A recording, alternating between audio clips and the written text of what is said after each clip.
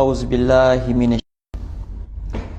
بسم الله الرحمن الرحيم اللهم صل وسلم وزد وبارك وأكرم على خير خلقك محمد الفاتح لما أغلق والخاتم لما سبق ناصر الحق بالحق والهادي إلى صراطك المستقيم وعلى آله الأطهار الأخيار المعصومين حق قدره ومقداره العظيم إن الله وملائكته يصلون على النبي يا أيها الذين آمنوا صلوا عليه وسلموا تسليما اللهم صل على محمد وآل محمد وعجل فرجه.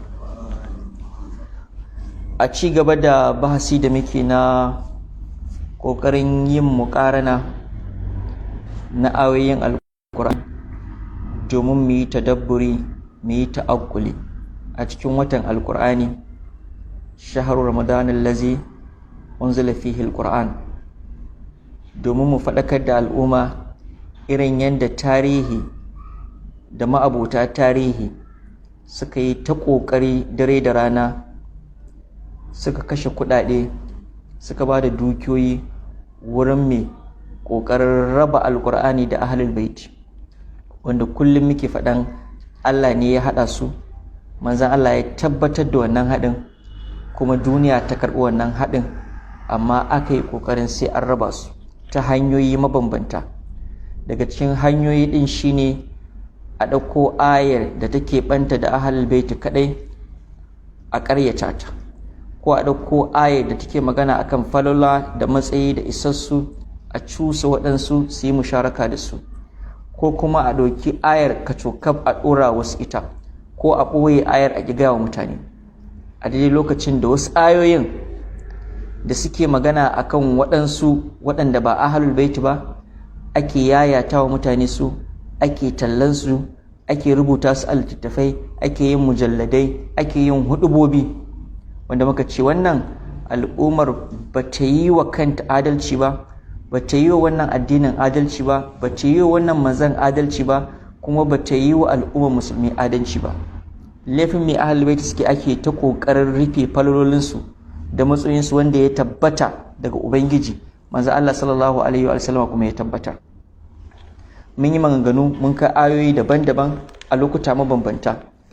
Yau za mu ɗauki wata ayar ita ma mu yi magana a kanta. A cikin suratul fathi, suratul fathi ƙarshen sura ɗin aya ta 29, ubangiji maɗaukakin sarki yana cewa muhammadun rasulullah sallallahu alaihi wa alihi wasallam wallazina ma'ahu ashidda'u 'alal kuffari ruhama'u bainahum tarahum ruk'an sujjadan yabtaguna fadlan min Allah wa ridwana simahum fi wujuhihim min athari as-sujud dhalika masluhum fit tawrati wa masluhum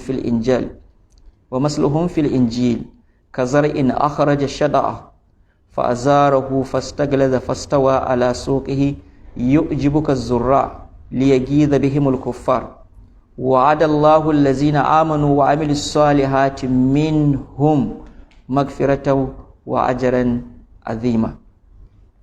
Wannan ayar ko wanda bai je karatu ba, wannan ayar ko wanda bai zauna a gaban malamai ba, inda yana sauraron rediyo ko yana sauraron manabir na malamai, ya sha ji ba ɗaya ba ba biyu ba, malamai suna tashi su faɗa mishi cewa muhammadun rasulullah wallazina ma'ahu aya ce da take fito da falala da matsayi da isa da ɗaukakar sahabban manzon Allah sallallahu alaihi wa sallama, cewa wallazina ma'ahu sahabban manzon Allah ne a matakin farko, su ake ɗabbakawa, bal a wasu lokutan ma akan inhisari din ai hasarin wallazina ma'ahu din kaman su kadai aya take magana akan su.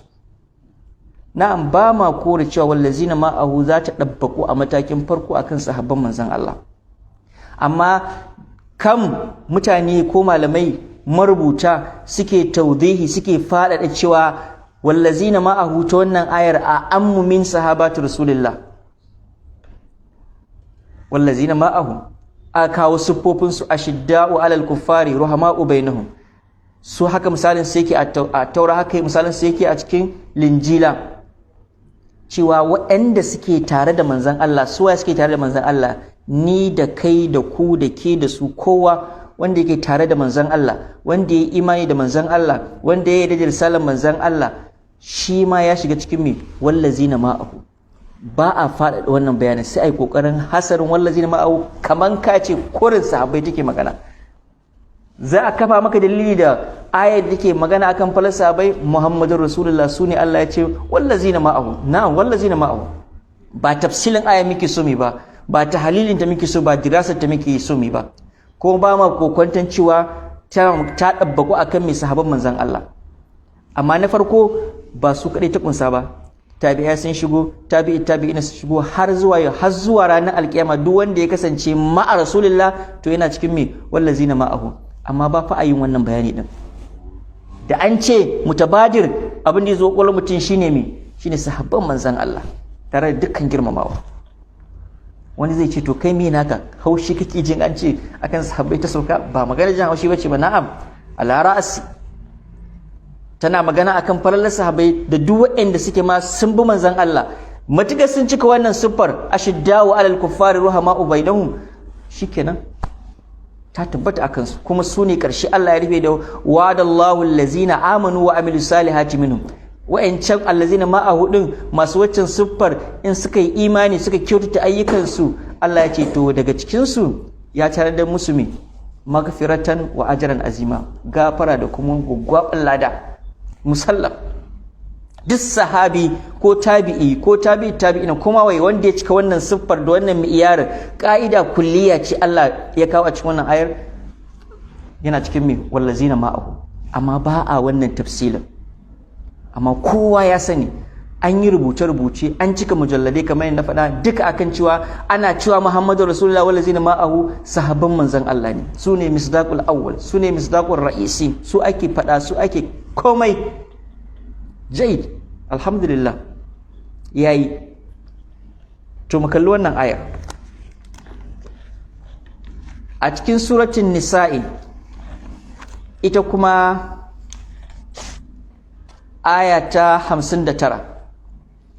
mai ubangiji madaukin sarki yake cewa ya ayyuhallazina amanu adiullaha wa adiur rasula wa ulil amri minkum fa in tanaza'tum fi shay'in farudduhu ila Allahi war rasul in kuntum tu'minuna billahi wal yawmil akhir dhalika khairun wa ahsanu ta'wila.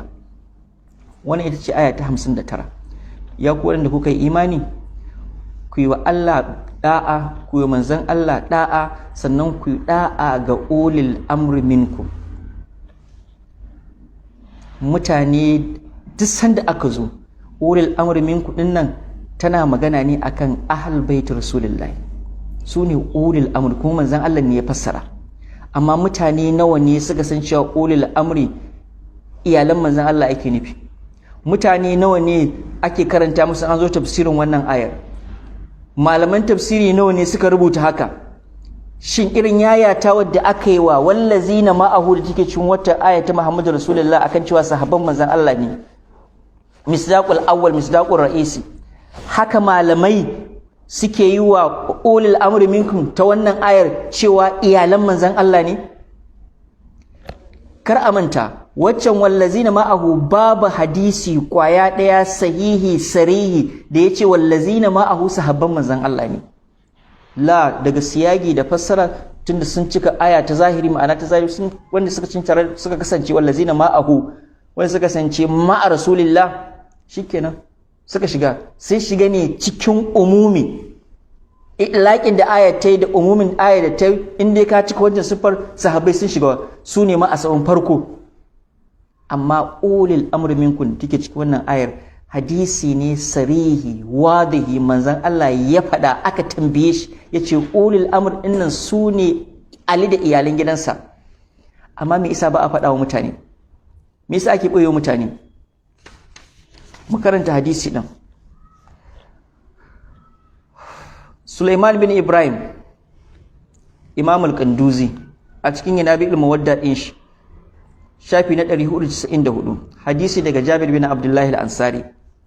qala Jabir yake cewa lamma anzalallahu azza wa jalla ala nabiyhi Muhammad sallallahu alaihi wa sallama, lokacin da Allah ya saukarwa da manzansa wannan ayar ya ayyuhallazina amanu adiwallaha wa adiwur rasulahu har zuwa ƙarshen aya ul amru minkum, qultu sai Jabir bin Abdullah Ansari yace sai nace ya rasulullah ya manzan Allah arafna Allah wa rasula, mun san Allah mun san manzo. Aya ta ce ku yi wa Allah da'a ku yi wa manzo da'a, yace to mun san Allah mun san manzo. Faman ulil amr allazina qarina Allah da'atuhum bi da'atik, su ulil amr dinnan suwane ne waɗanda Allah ya gwama da'ar su da da'arka, cewa wadi'ur rasula wa ulil amr minkum, aka hada da'ar da za a yi wa Allah da manzo, irin wannan da'a za a yi musu. Suwaye wa'annan ulil amr din? Jabir bin Abdullah al-Ansari yake tambayar manzon Allah.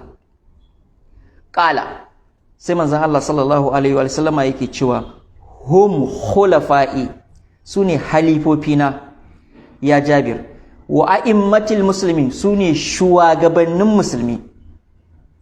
Manzon Allah bai tsaya nan ba dan ma kawai wani irin na ƙarshen zamani su zo su tawili ai shugabannin musulmi aka ce wani ma shugaban musulmi ne, wani ma shugaba ne, wani ma shugaba ne. Sai manzon Allah ya ce awwaluhum Ali bin Abi Talib, summa al-Hasan summa al-Husayn, har zuwa ƙarshe ce wa akiruhum Muhammad al-Mahdi.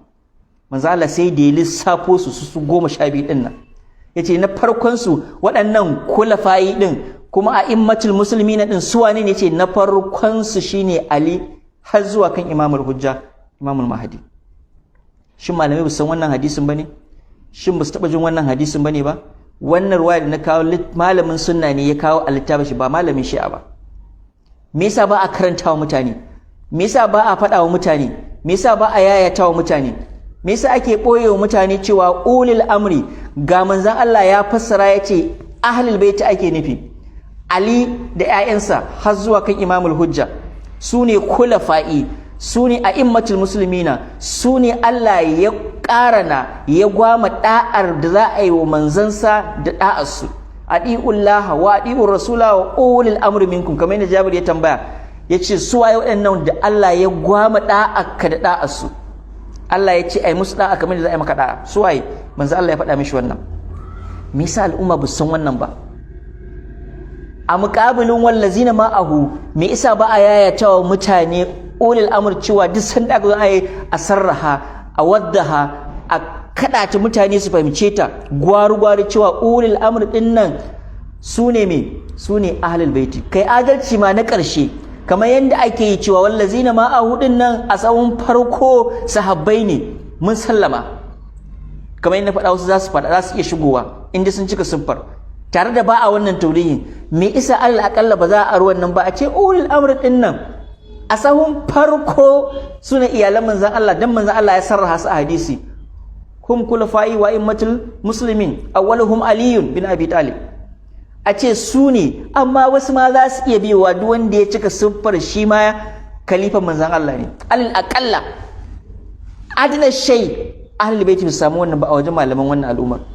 Bal kokari akai malamai suka yi ta haɗidan su bacci, suka hau suka shiga suka fita, wannan ya fito ya ce ai ulul amr din nan ana nufin malaman mazhabobi, ulul amr din nan ana nufin duk wanda ya kan karga mulki, ulul amr din nan ya ce ahlul fiqh wa din. Haka malamai suka yi ta karbakanwa, kowa da ra'ayin shi, dan dai a zare a cire ruhin fahimtar cewa ulul amr din nan da hadisi ya sarraha Ali ne da iyalan gidansa.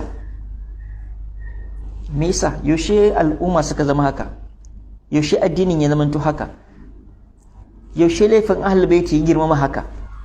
Me yasa ake danne su a wannan wuraren, ake kokarin daga wasu? Yau al'umma yanda suka san wallazina ma'ahu akan sahabbai ta sauka farallar sahabbai take bayani, haka al'umma suka san ulul amri minkum ahlul baiti take nufi Ali da ƴaƴansa farallar su take faɗa wajibi ne a musu da'a da umarnin ubangiji, ko ba su sani ba? Wannan nauyi ne, mas'uliya ce akan duk wanda ya sani ya sanar da wanda bai sani ba. Da haka mutum yayi tunani, yayi tadabburi da kanshi. Ayoyin alkur'ani tadabburi suke so da hankali, domin Allah yana magana ne da masu hankali. Kada ka yi da kurin ayi maka fassarar gatari, alqur'ani fassara hawan kawara a rikita a jirkita maka al'amarin kurin a baka shi ka karɓa duk yanda ya zo maka. Amma babu dalilin da zai sa a ɓoye mutane cewa ulil amri minkum, manzon Allah ya sarraha a hadisi cewa su Ali ake nufi da 'ya'yan gidansa. A wata ruwayar ta Imam Bakir alaihi salam yake cewa hum a'immatun min wuldi Ali wa Fatima ila an taqumu sa'a, sune 'ya'yan Ali da Fatima har zuwa ranar tashin alkiyama. Nafsin hadisin da shi Imam al-Qanduzi ya kawo. Amma sai a ɓoye wani al'amar minku malami su ta yawo, su ne malaman fiƙihu, su ne malaman aƙida, su ne shugabanni, su ne duk wanda ya cika kaza, su ne akai ta yi duk dai ba a so a ce Ali da 'ya'yan gidansa ne tare da hadisin fa da muke da shi.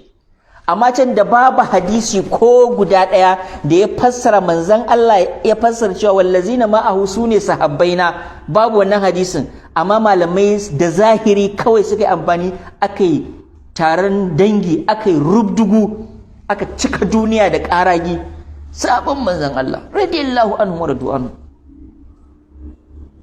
Me yasa laifin mai ahlul bait suka yi wa al'umman nan?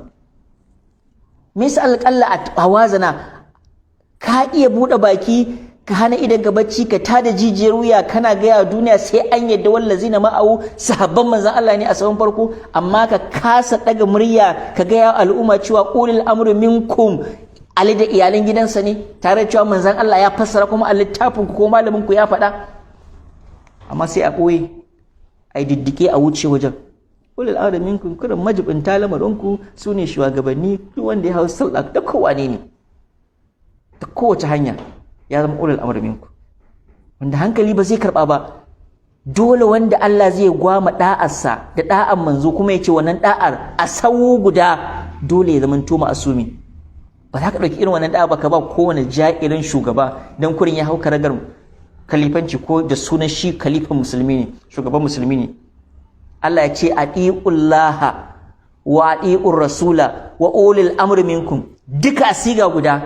Sannan kuma ulil amri minkum kurin ta zamanto karazibe, ta zamanto gama gari, kamar yadda kuka yi wa innama waliyukumullahu wa rasuluhu wallazina amanu allazina yaqimun innama waliyukumullahu wa rasuluhu. Kadai wanda Allah majibintin lamarin ku shine Allah da manzansa.